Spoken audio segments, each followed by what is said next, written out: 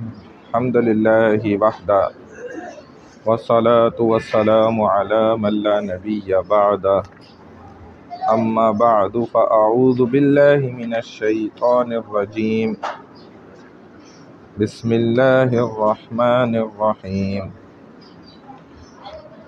عن أبي هريرة رضي الله تعالى عنه قال قال رسول الله صلى الله عليه وسلم رب صائم ليس له من صيامه إلا الجوع ورب قائم ليس له من قيامه إلا السهر صدق اللہ العظیم۔ فضائل رمضان ہے۔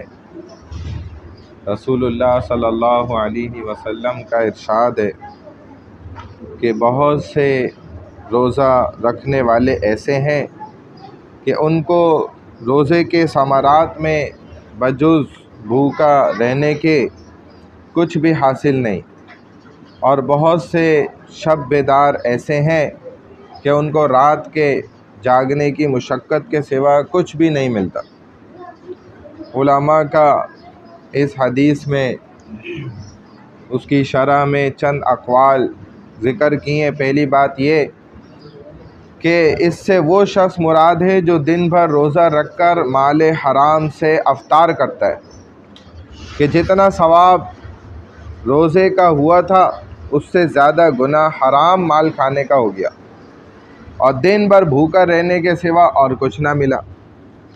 دوسرا یہ کہ وہ شخص مراد ہے جو روزہ رکھتا ہے لیکن غیبت میں مبتلا رہتا ہے، جس کا بیان آگے آ رہا ہے۔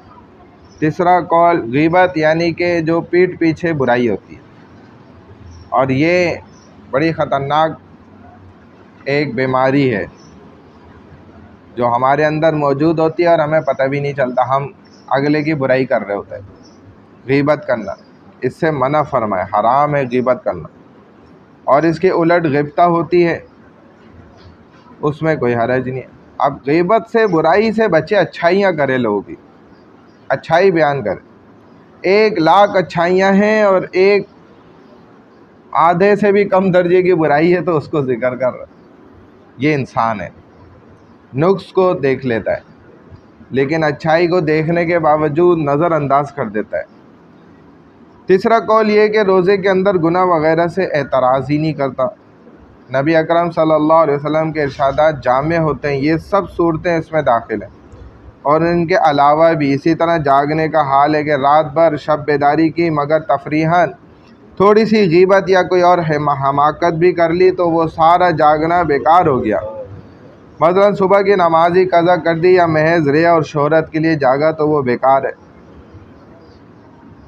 جبکہ حضور صلی اللہ علیہ وسلم فرماتے ہیں، آپ کا ارشاد ہے کہ روزہ تو آدمی کے لیے ڈھال ہے جب تک اس کو پھاڑ نہ ڈالے۔ تو روزے کے منافی عمل کر رہا ہے۔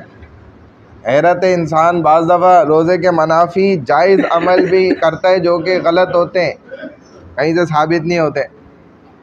جیسے ابھی ایک مولوی صاحب نے سنایا، میں بڑا حیران ہوا ہے، یہ قصہ سنانے کو وہ نہیں کرتا دل کہ مجمع میں ایسے سنایا جائے، لیکن بھائی ہر قسم کے لوگ ہیں دنیا میں، اللہ ہی بچائے، اللہ ہی حافظ ہے۔ ایک تو کہتے ہیں نا روزہ افطار ہوتا ہے بھائی کس سے؟ کھجور سے۔ دوسرا پانی سے، اب کھجور ہے ہی نہیں۔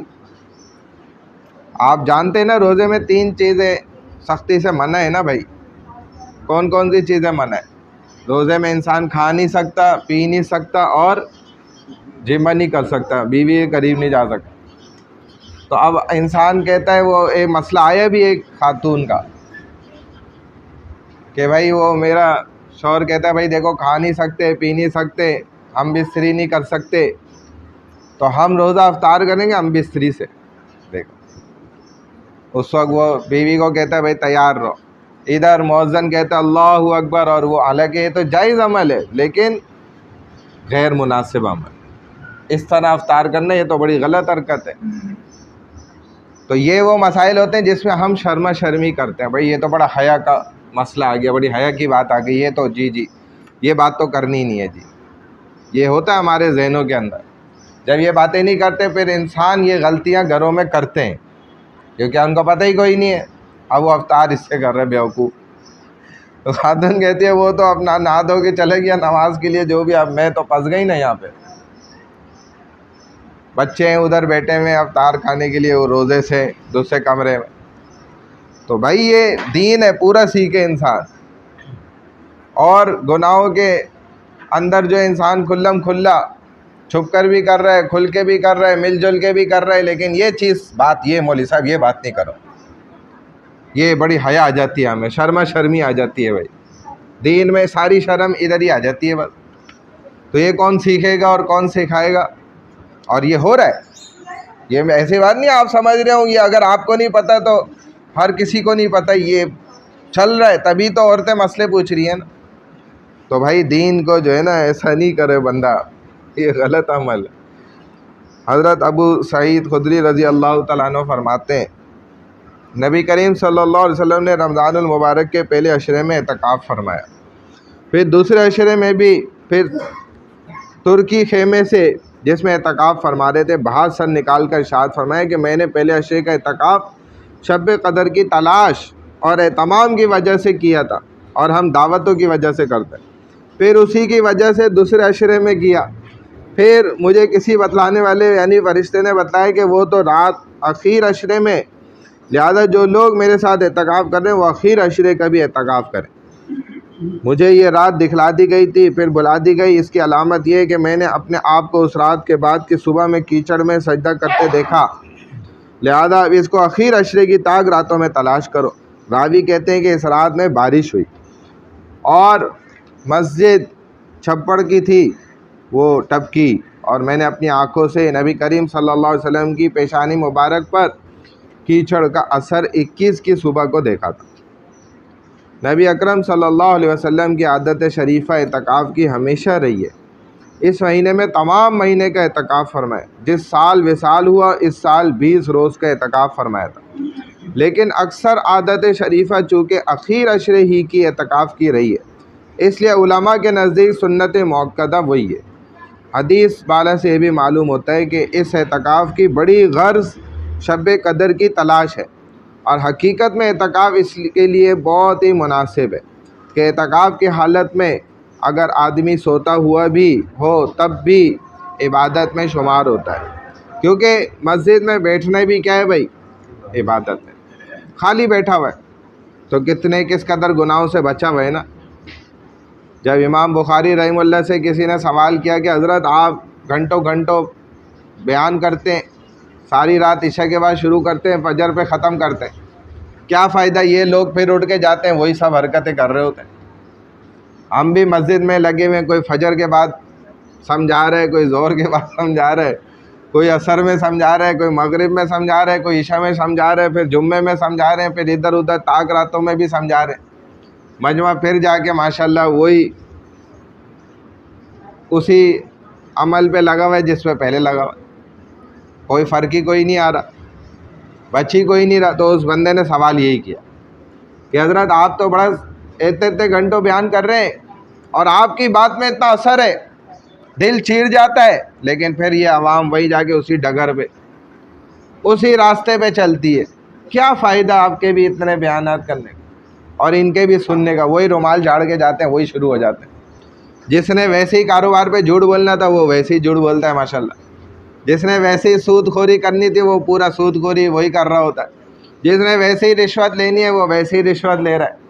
اور بھی جتنی برائیاں وہ زبردست اسی انداز پہ چل رہی ہیں. ترقی ہو رہی ہے بلکہ تنزلی بھی نہیں ہو رہی برائیوں میں. تو آپ کا اتنے لمبے لمبے بیان کرنے کا کیا فائدہ حضرت؟ تو جو امام بخاری رحمہ اللہ نے جواب دیا نا وہ بڑا پیارا تھا. کہا کہ اگر میں نے جتنی دیر بات کری اتنی دیر تو یہ لوگ گناہ سے بچے رہے نا. نہیں سمجھ آئی بات؟ اتنی دیر بھی گناہ سے انسان کو بچانا کوئی معمولی بات ہے. اگر میں نے عشاء سے فجر تک 4 گھنٹے بیان کیا، 4 گھنٹے گناہ سے بچے رہے نا بھائی، تو یہ کمال نہیں ہے؟ یہ بھی تو کمال ہے نا. ادھر تو 1 منٹ بچا کے دکھائے کوئی کسی کو، ایسا شیطان جکڑا ہوا ہوتا ہے، اس کی محنت ہوئی ہے۔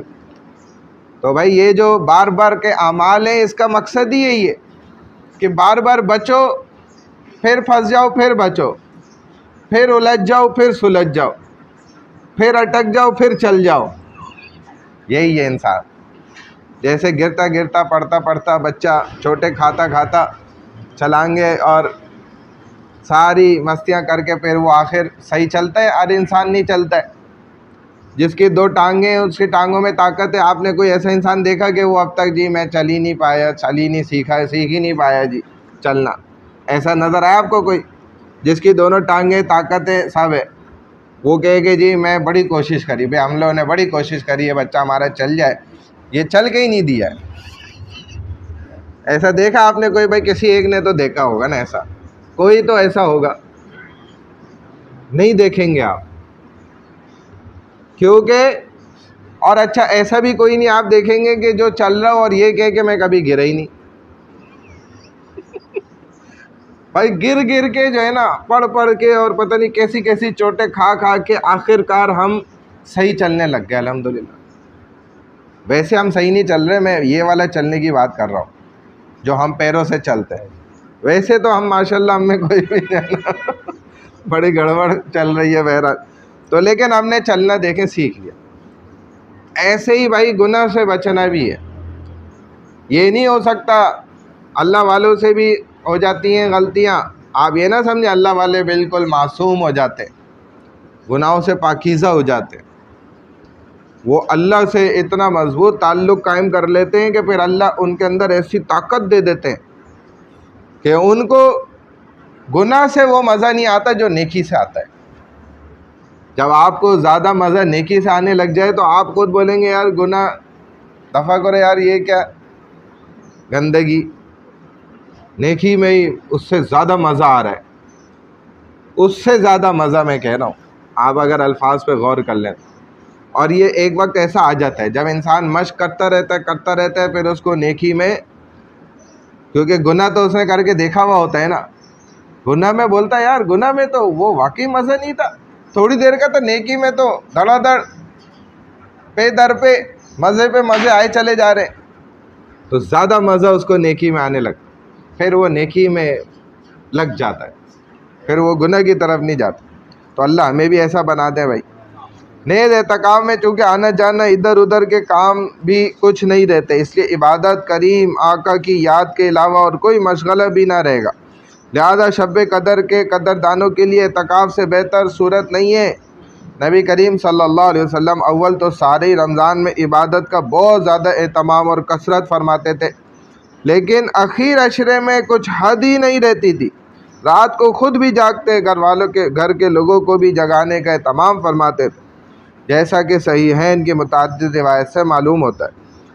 بخاری اور مسلم کی ایک روایت میں حضرت عائشہ رضی اللہ تعالی عنہ فرماتی ہیں کہ اخیر عشرے میں نبی کریم صلی اللہ علیہ وسلم لنگی کو مضبوط باندھ لیتے اور راتوں کا احیاء فرماتے اور اپنے گھر کے لوگوں کو بھی جگاتے۔ لنگی مضبوط باندھنے کے سے کوشش میں اہتمام کی زیادتی بھی مراد ہو سکتی ہے اور بیویوں سے بالکل احتراز بھی مراد ہو سکتا ہے، تاکہ جو یہ طاقت ہے نا بھائی، یہ ہماری کس پر صرف ہو جائے؟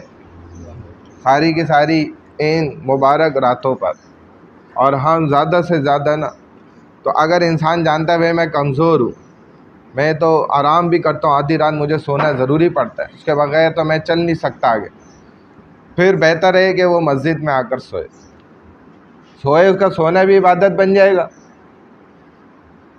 جب مسجد میں سوئے گا تو آرام بھی کر رہا ہے، اور انشاءاللہ اس کو جو ہے نا اگر یہی رات ہوئی طاق رات، تو اس کو وہ لیلۃ القدر بھی حاصل ہو گئی، لیلۃ القدر کی طاق رات ہوئی تو وہ بھی اس کو نعمت حاصل ہو جائے گی۔ اور جو اللہ کے راستے میں نکلے ہوئے لوگ ہوتے ہیں دین کی محنت میں، اور جو جہاد کے راستے میں نکلے ہوئے لوگ ہیں وہ اور افضل، ان کو تو بھائی یہ رات جو اللہ کے راستے میں نکلا ہوا ہے اس کو تو ملے گی نہیں ملے گی کیا؟ بتائیں بھائی۔ تو مبارک راتیں اللہ نے اس وقت جو ہے نا پورا ماحول خود بنائے ہوئے، ہمیں بنا کے پورا ماحول دیا ہوا ہے، اور اگر اب ہم ناقدری کر دیں تو بڑی خطرے کی بات ہے بھائی۔ یہ دین کی محنت میں ہم مسلمان اس قدر پیچھے ہوئے ہیں، جبکہ آپ غیر مسلموں کو دیکھیں باقاعدہ وہ اپنے کام کاج چھوڑ کر 24 گھنٹے ان کی یہی محنت ہے کہ اپنے مذہب کو کیسے پھیلانا ہے، ایک ایک کو ٹارگٹ کر کے جو ہے نا کس طریقے سے مذہب کے اندر ان کو لے کر آنا ہے، کیا کچھ محنت وہ نہیں کر رہے، جبکہ ان کے مذاہب کیا ہیں؟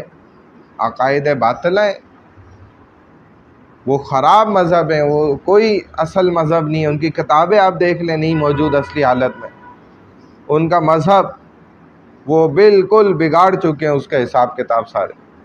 اور ہمارا دین کیا ہے؟ اسلام مکمل ضابطۂ حیات، مکمل ایک زندگی، اور ہماری کتاب قرآن پاک اتھینٹک بک ہے، ہولی بک، بالکل 100%۔ لیکن ہم اس سب کے حق حاصل ہو جانے کے بعد بھی ہم دیکھیں کس قدر پیچھے، اور وہ ہم سے کس قدر آگے، ہر لائن میں وہ جو ہے نا اپنے مذہب کی تدریج کر رہے ہیں، پھیلا رہے ہیں، اور بڑی تیزی کے ساتھ پھیلا رہے ہیں۔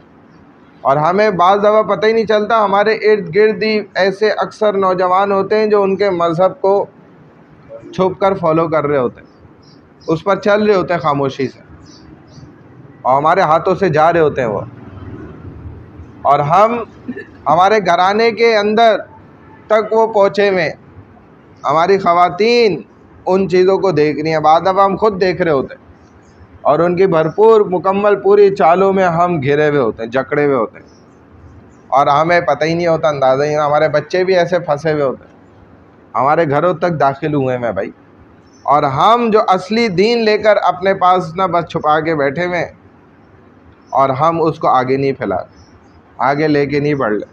یہ ہماری بھائی بڑی کوتاہی ہے، کمی ہے ہماری، اس کے لیے جو ہے ضرور سوچنا چاہیے۔ دین کی محنت، دعوت کی محنت، تبلیغ کا کام، یہ اسی بات کی محنت ہے کہ کس طریقے سے بھائی یہ جو اصلی دین ہے نا،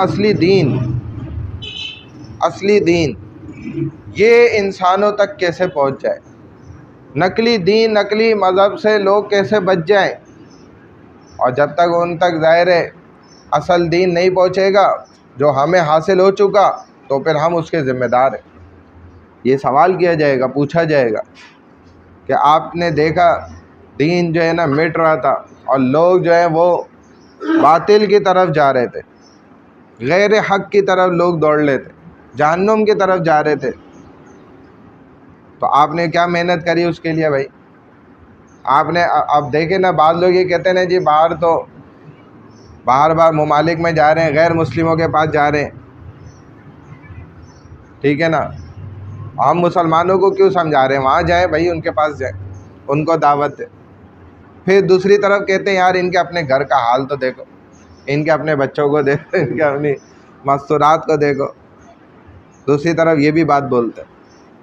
تو رسول اللہ صلی اللہ علیہ وسلم نے اپنے گھر سے شروع کیا تھا، سب سے پہلے کلمہ کس پر پیش کیا نبی علیہ الصلوۃ والسلام نے؟